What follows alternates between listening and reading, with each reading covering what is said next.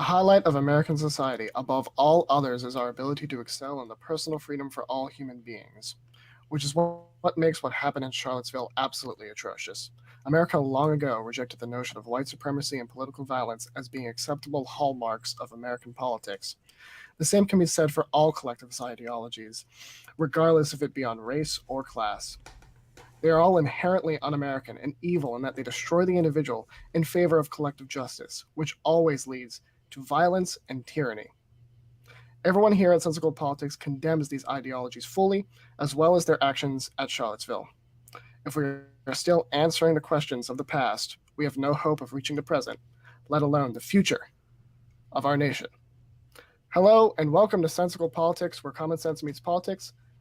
I am Jeremy Holt, and today I am joined by Spencer Sembrat, and we have a very special guest, one of the writers for Sensical Politics, Alex Newman. Hey, that's me. Good to be here. All right, so we have a lot to get to today. Some of the things we're going to be talking about is obviously the protests / riots at Charlottesville, Virginia, that happened yesterday, and people are still feeling the impacts of them today. We're going to get into the North Korean crisis, crisis in quotation marks. We're going to talk about President Trump's transgender military ban. Going to try to maybe stay out of the political side of it and just kind of talk scientifically. Is this a good ban and policy by the president? And finally, how well is President Trump doing 8 months into office? Is he all we hope for? Is he the complete opposite of why we voted him in? Were we wrong for voting him in? And all that good jazz.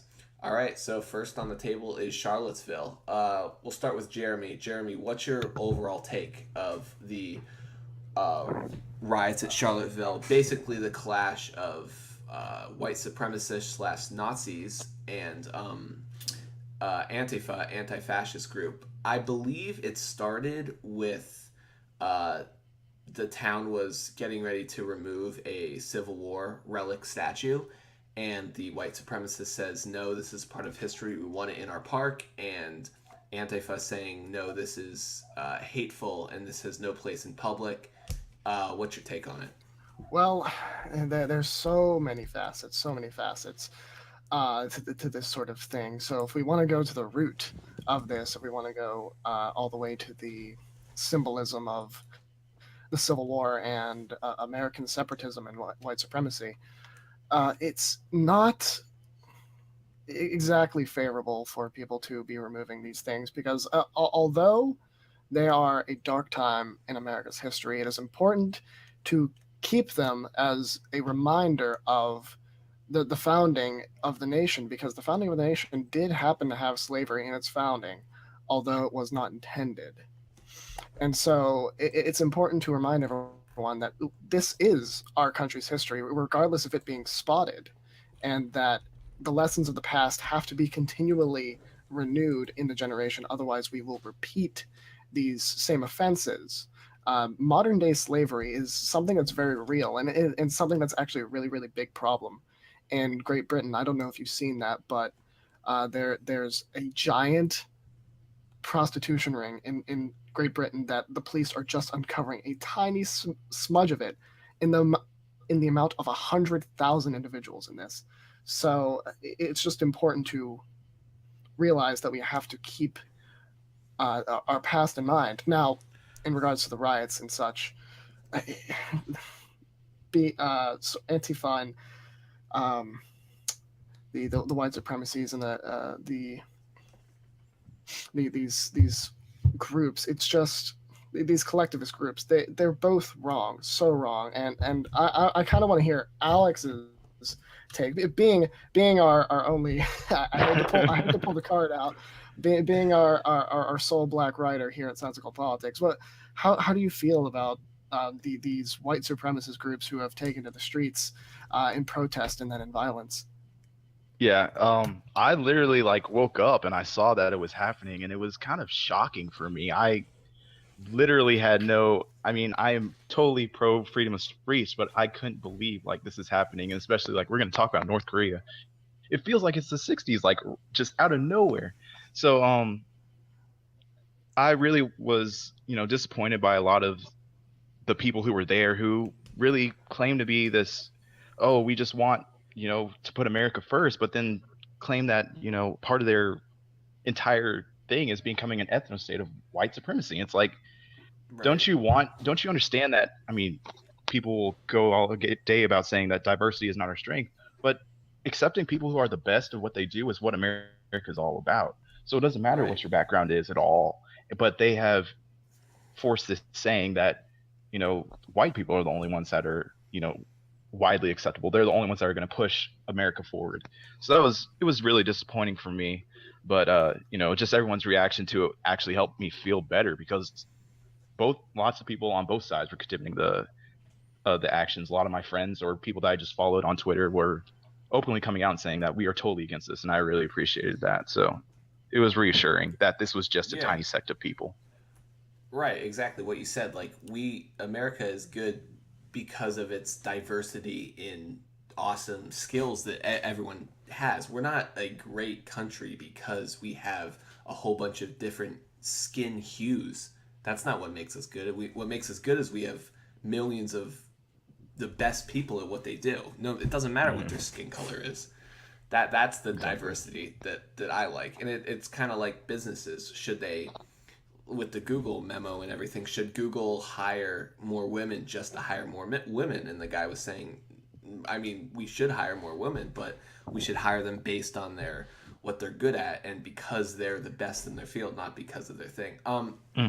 Which I also wanted to ask you, Alex, with obviously, I, you know, despise the white supremacy group and everything, and it kind of stinks for me that I have to, almost like I look like them, so Hmm. it almost seems like people could say, "Oh, this is how white people think," and so it almost like if with this happening, do you think that even if they're saying all these awful things, they literally are walking around with swastika flags, like it's Germany under Hitler's reign? Um, does the First Amendment still protect uh, their right to go about and do this stuff, or is there a point where we have to say, no, this is hateful, this is not protected, this is exactly what caused World War II? Is there a point, like in your opinion, do you think that? In my opinion, not really. Like until the what the Supreme Court said is what I agree with. That unless you are directly inciting violence, then you have every right to do what you're able to do. I don't like seeing it. I don't agree with the ideas, but I will fight for their ability to do that because I know as soon as I start speech like that, like my speech gets limited. The ways I'm able to talk and think are limited as well. So once we Right. start attacking other people's freedom of speech, that will also backfire on us as well, which is what I think is what we're seeing in Charlottesville as well. Because people are have been pushing this Black Lives Matter type thing so far, and now people who are on the other side are getting freaked out about it and want to push their own ideology of their basically the same thing in the form of white people. So Right. that's And my opinion. that's why I get frustrated sometimes whenever people say that they don't have a right to say these things, because I'm saying, yes, I agree with you that this is awful stuff, but who gets to decide what should be said and what shouldn't be said? What if I went around saying that you denouncing the KKK is hateful to me, and then that starts Hmm. getting banned, and then it just goes back and forth, and it's just a slippery slope. Something I also wanted to talk with Jeremy about, that you mentioned that you think that these statues, I don't want to misquote you, but you think the statues and the historical Civil War figures are a reminder to us about, so it doesn't, because there is modern day slavery and it should stay in these public parks. One of our exclusive articles written for Sensical Politics by Dan Helbus, he's actually graduated with me, but he wrote an article on how we should remember historical figures, and he actually slightly convinced me that these figures do not have a place in public parks, and they, not that they shouldn't be completely removed, but their place is in museums, and museums are the place that we should remember these things, not a public place where families might have felt oppressed under these people, directly from these people under the Confederacy during the Civil War. Yeah, I mean, it's a very very good question and one that definitely does require some level of nuance. So, if you go to the South, and I'm sure you guys have gone there in the past, um, in one way or another. Yeah, I Well, used to live down there. Alex lives in the South right now. I do live in Uh, the South. the if you notice in certain places, the culture of the Confederacy is still very alive, and you can actually feel that sort of thing. And you have to understand that the Confederacy and what it stood for the people down there during the Civil War was not necessarily that they were fighting for slavery. Robert E. Lee was totally against the notion of slavery, yet he fought on the side of the Confederacy because he believed that his state and states' rights were above all the most important thing to him. So it's not all just about this one particular issue, although it has to be considered in that whole spectrum whenever you talk about the Confederacy, that yes, they were fighting in a form for slavery, and that is totally unacceptable, and it's a very good thing for history that they were defeated. But So not to put you on the spot right now, but if Charlottesville did not get violent and there were two sides of protesters, one saying we want to keep the statue and one saying we want to remove the statue, which side would you place yourself on if you even have a side, or is it still kind of up in the air for you? And you too, Alex, where would you put yourself?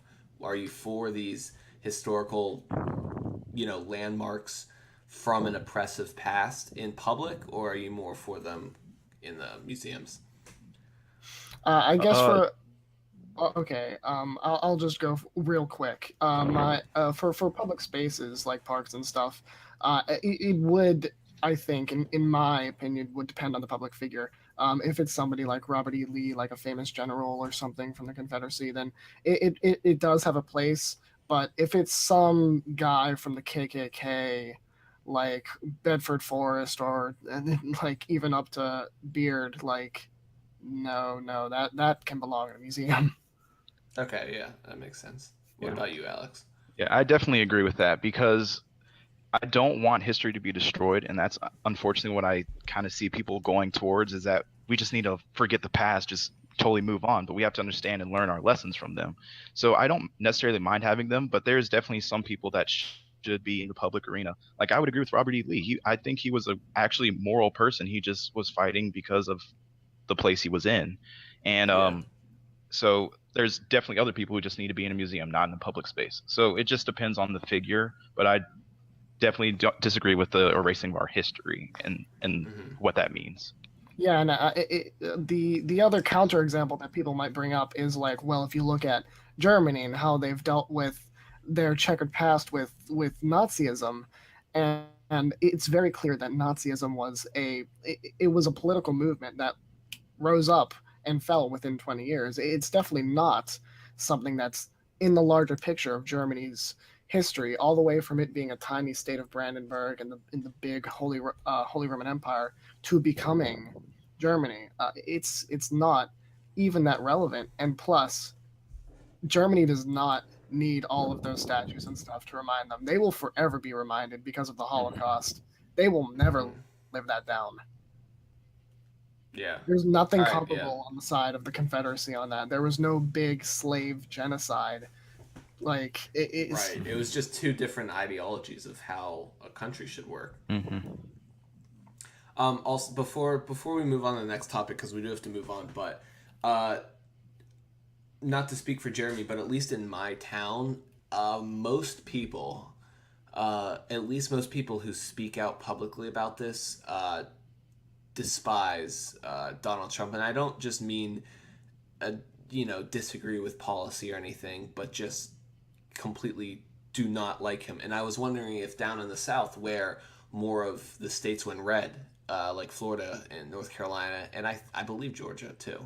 Uh, is it kind of like a different, like in public spaces and in your town and in your state? Do you feel like Trump is more welcome, or is it kind of the opposite? I want Alex to go because I'm interested in his answer. Yeah, no, that's what I meant. Yeah, Alex. Yeah, since you're down there. Okay. Well, definitely since Georgia went red, I definitely see that area. Uh, like definitely my area is more towards for pro Trump, and it's interesting to see because where I live down in Florida, where I go to school, I live in a blue county, and it's one of the larger counties in Tampa. So it's I live in two very different places, and obviously the way that people treat areas are very obviously different, and so it really depends on where you are. And most people are pretty pro him, or if they don't aren't pro him, they just support him as the president. So it's just Hmm. the like loud minority that gets in the way a lot of the time.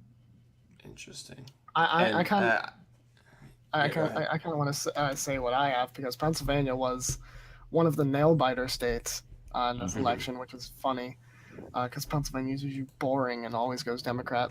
But in here, it's very, very, very divided. So whenever you start to enter the city areas, so Pittsburgh has a lot of universities, as well as being the second largest part of the state next to Philadelphia. And out in State College are the places where Hillary got the most votes. And you can definitely see and feel that with the sort of campus culture and with the city culture. It emanates the fact that they are so they do not like Trump at all. But once you go out of the cities, once you go into the suburbs, into the rural regions, into the wilds of Pennsylvania, you see that there many people do support him for whatever their reason may be. Maybe it has to do with healthcare. Maybe they just believe that Trump will in some way give them economic hope. Hmm. Because Pennsylvania for a long time has been sort of crumbling in its economic structure due to the deindustrialization, and it's only just being able to be revitalized due to the tech sector that's coming up in Pittsburgh. But for the most part, you can see the Rust Belt here, and the people who have suffered are very, very eminently pro-Trump. Interesting. I would say it's similar to me since I'm in New Jersey, right next door. But like I said, from what I maybe it's like what Alex said. It's the very loud minority is just making a big fuss of it. So that's who I hear. But Hmm.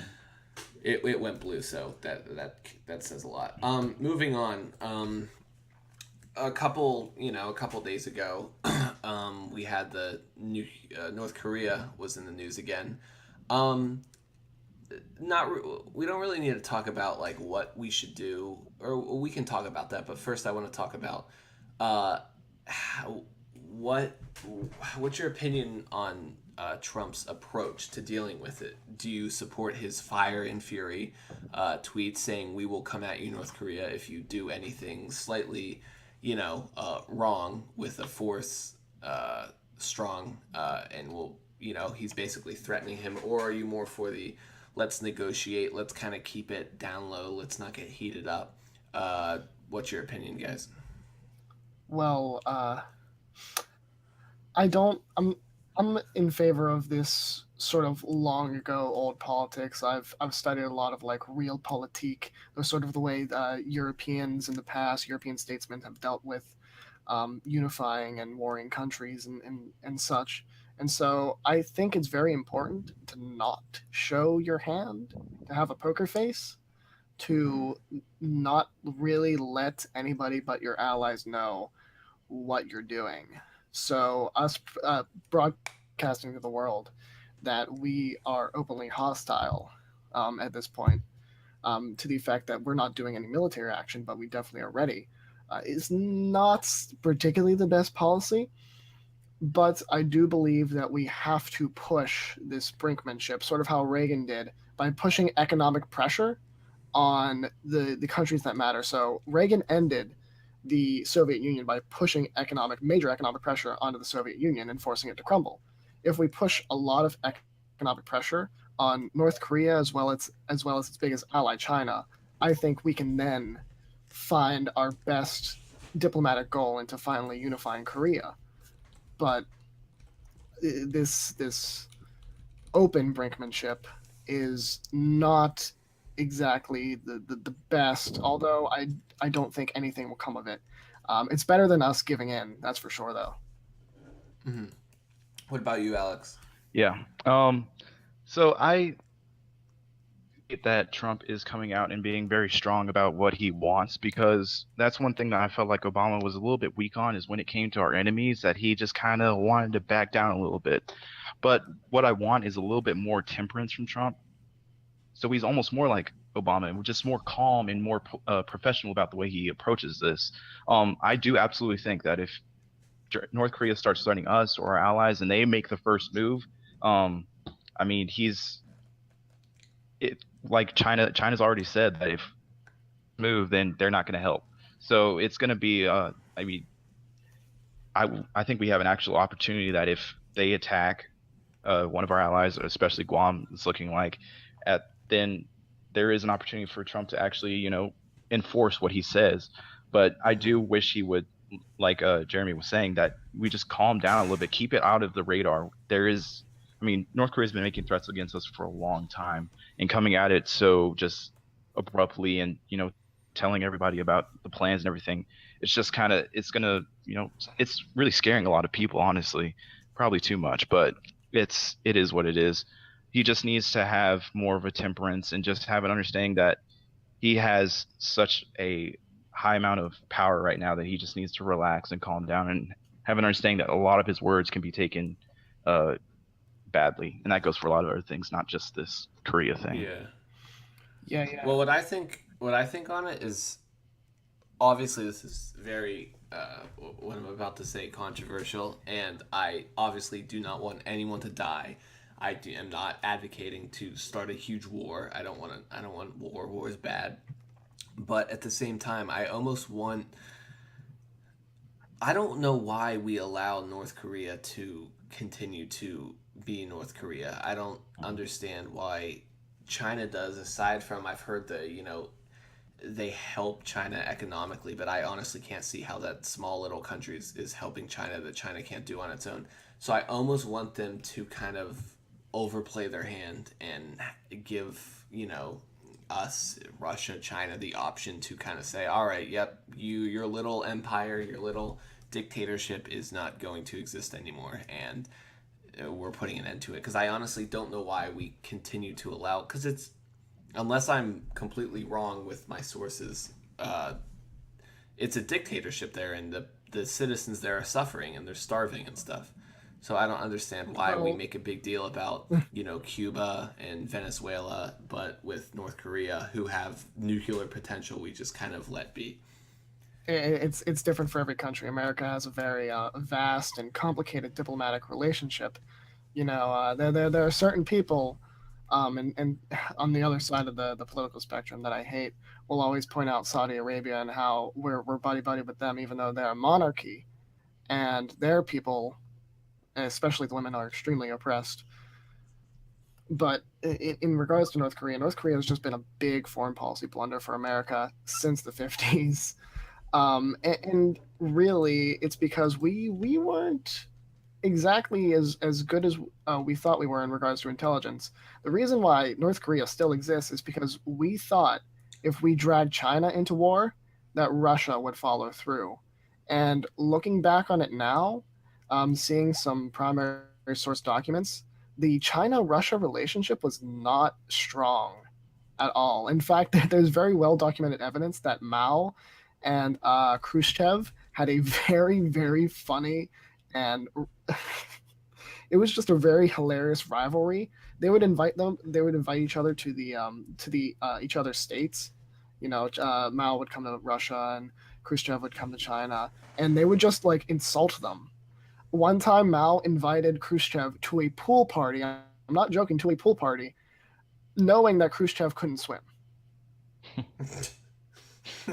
That's not a joke. That is That's serious. playful banter, or is that It's I don't like it's you? them insulting each other because they're both dictators and they all have these high opinions of themselves. So the point Yeah. is though is that we believed that if we took out Korea and unified Korea under a capitalist and democratic government, that Russia would come in. And there's still they could have, but China and Russia's relationship were not that strong, and China did not have the capability to really challenge us at that time.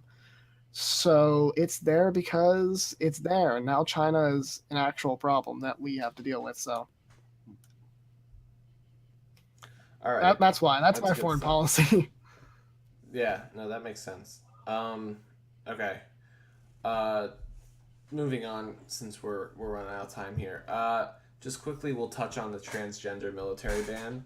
In my opinion, I actually got a lot of Twitter flack for this, but I think that the United States military should be reserved for the best of the best. And even if you are, you know, um, well, one of the main things is the military has been lowering its standards. You can look it up. There's a different boot camp test for men and men and women. And I feel like that is, although that makes sense for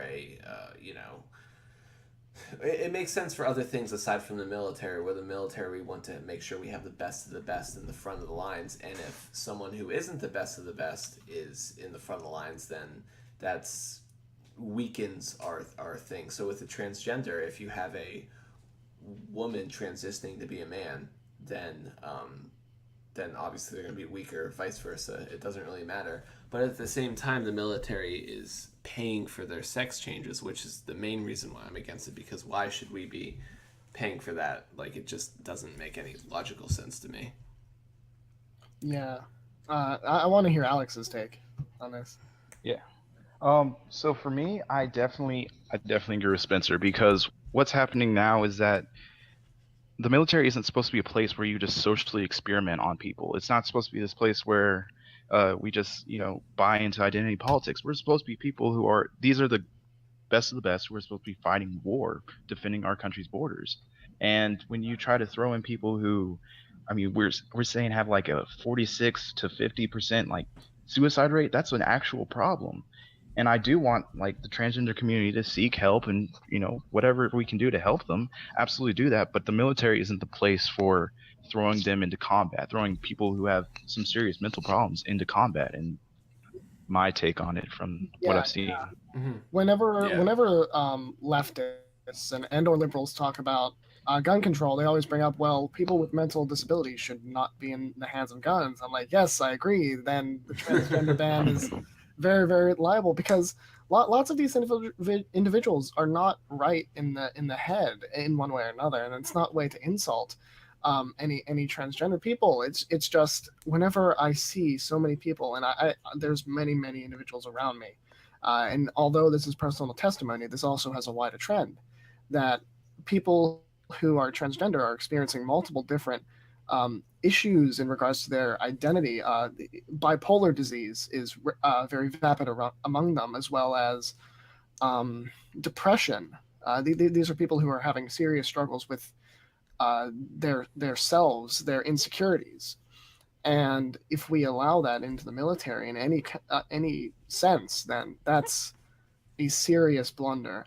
And so It's not smart. well, yes. So instead of saying we're going to ban people who are transgender, maybe we should just say no individuals who have a history of very serious mental issues, because that would solve the whole spectrum on that. And it would be a lot more, I think, politically palatable for a lot of individuals. And we wouldn't have to get into this whole discussion about like, well, we're lowering our standards because there's no way that the military is going to be an all man's thing again. Right. Although no one can dispute not wanting to have mentally, incapable people. yeah, but the women thing being in the military and them having lower standards is something that needs to be brought to light. But I don't think anything will come out of it because women do want to serve this country, and I think it's very valiant for somebody to volunteer and serve this nation and want to do that. Mm-hmm. But you have to have yourself secure first before you're going to secure the sovereignty of your nation as well as countless others. Mm-hmm. Exactly. All right, that's a good summary for that. Just to end this episode off with something we can go around. I can start basically. How well do we think President Trump is doing? And are we happy with him being voted in? The classic he's not Hillary Clinton thing is I guess still relevant. I'm glad that he is kind of causing disruption in Washington D.C. and everything. It does agitate me sometimes how he still doesn't seem to learn that his supporters and even people in the middle of the aisle support him way more whenever he focuses and acts presidential. And I know he thinks we like it whenever he does something completely out of the norm, which sometimes we do, and sometimes it's good that he does that, like whenever, just the way he talks and the way he brings issues to light. But whenever he goes on Twitter, for example, plenty of times and just starts attacking random, reporters and stuff, he cites that as, oh, I'm not a presidential president. And he's just being unprofessional. You can be non-presidential, classic presidential, meaning you're not politically correct all the time, all that stuff, and still be professional. And I think he knows how to be professional because he's been a professional businessman for, 40, 50 years. So he knows how to do it, and I feel like he sees the Twitter high numbers, high retweets, high likes, and he thinks, wow, everyone loves this, but really there's the same amount of people who don't retweet it and don't like it because they still support him, but they're like, come on, Trump, really? Do you really have to attack, that woman reporter for her facelift? Like that doesn't, you're the president. But if we gave a rating of 1 to 10, I would still say he's a 6 or a 7. He's not a 9 because he still is not passing policy that he promised. And I understand that's not completely his fault, but I really wanted to see something on Obamacare, and I feel like that was partly his fault for not kind of rallying the Republicans together, saying this is what we need to do. You've been promising this. He just kind of, I think he thought it was going to happen on its own, and it didn't. And but he did do a lot of regulation cuts. He got Gorsuch in, so I mean he's trying and he's learning. He's a new politician, so I feel like he's going to learn and he's going to get better as time goes on.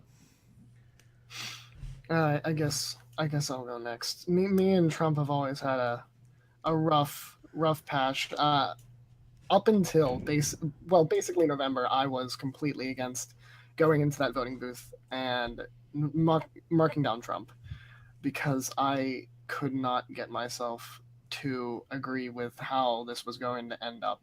I was looking at the long game and realizing and seeing it now, it still seems to be pretty true, although there are some slight differences. Yeah.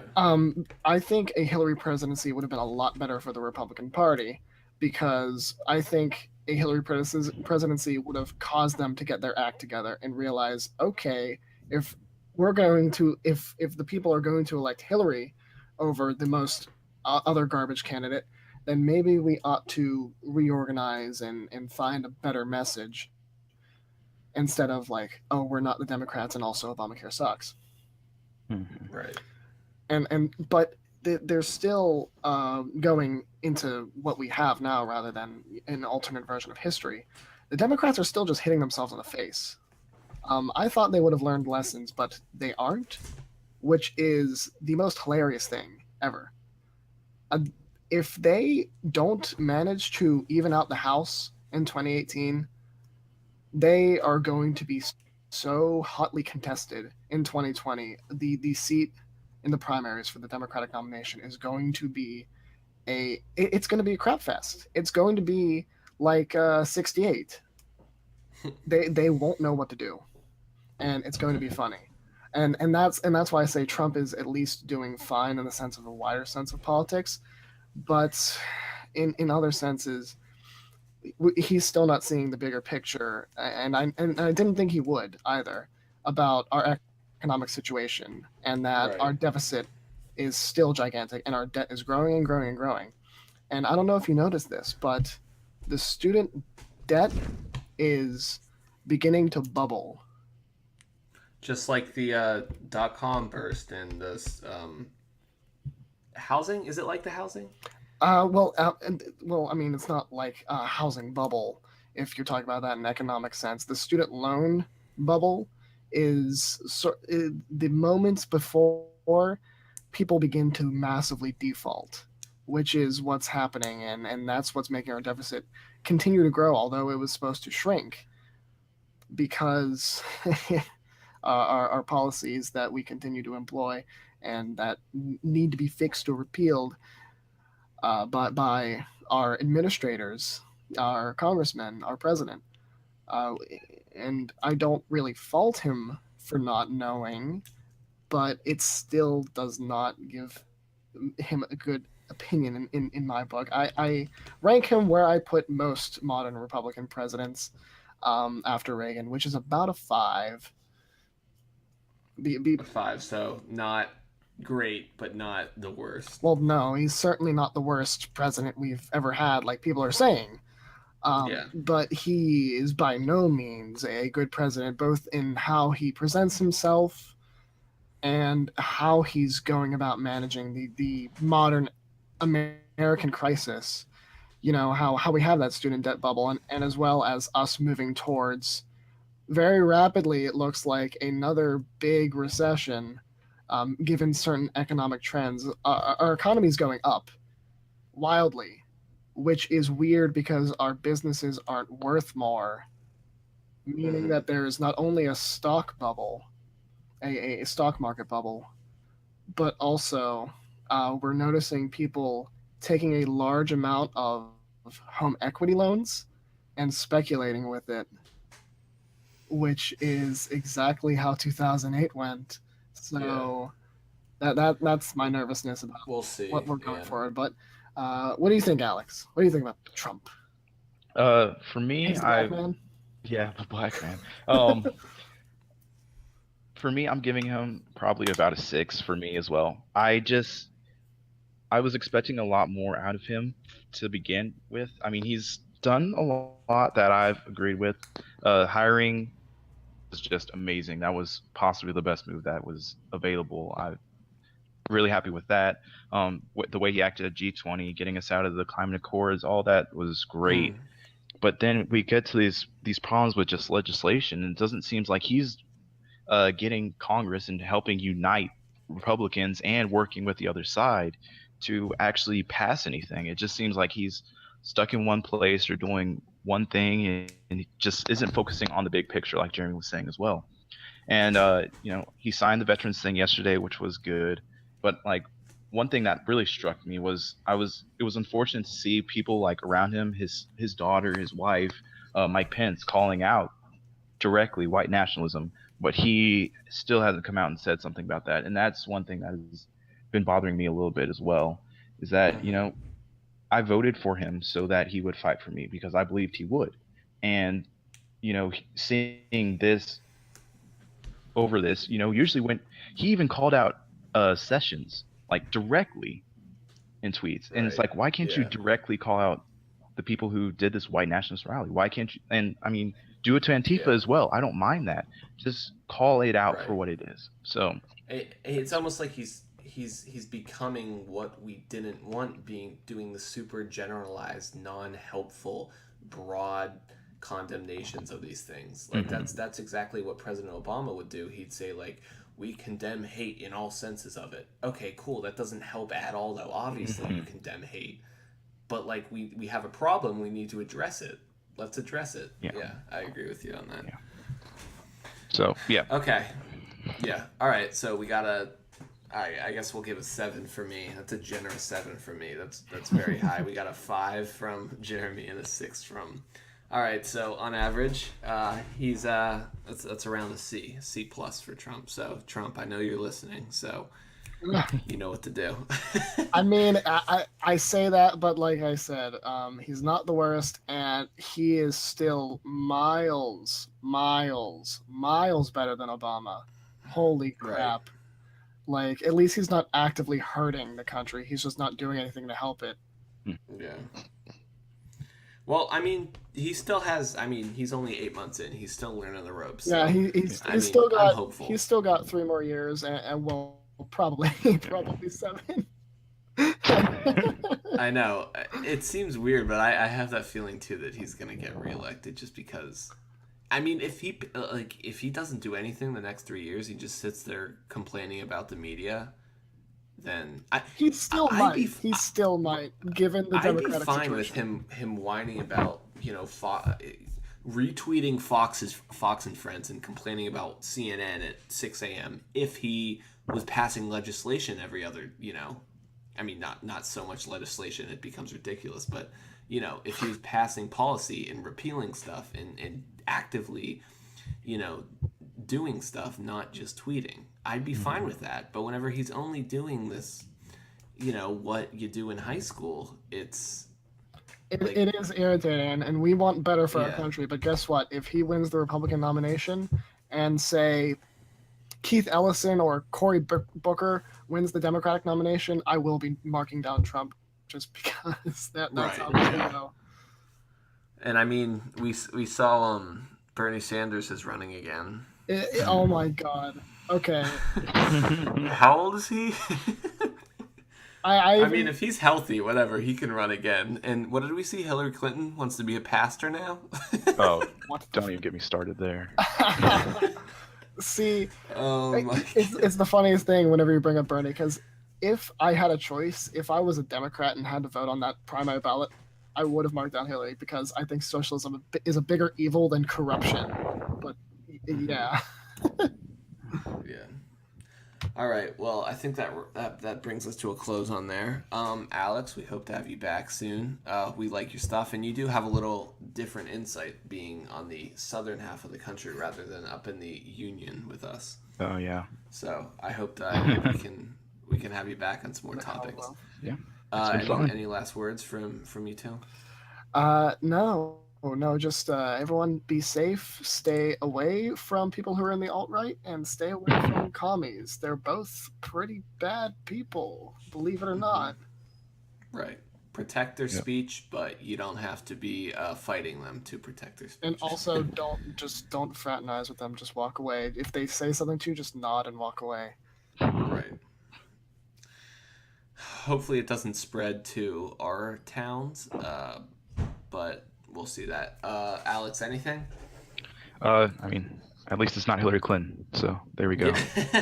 All right, that's a good way to end it. We're Sensical Politics, and we will see you guys next time.